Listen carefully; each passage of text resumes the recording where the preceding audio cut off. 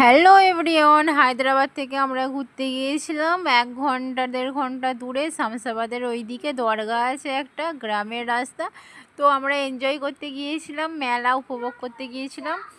আর এখানে এসে এমনই ফিল হচ্ছিল যে আমরা গ্রামে চলে এসেছি। পুরো গ্রামের চাষবাস, মাটি, লাল লাল মাটি।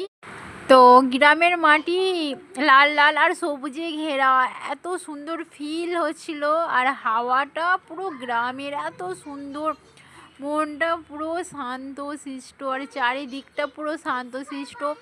আর এখানে ময়ূর আছে এত সুন্দর সুন্দর, মানে চারিদিকে ময়ূর ঘোরাফেরা করছে, তোমরা দেখলে কি বলবে। তোমরাও যদি ঘুরতে চাও তো এই মেলা, মানে 12 মাসের মেলা, তোমরা আসতে পারো হায়দ্রাবাদ থেকে 1 ঘন্টা দূরে। আর আমরা ওখানে লাঞ্চ করেছিলাম, তো বিরিয়ানি, রাইস, আর তোমার তার সাথে ছিল ওই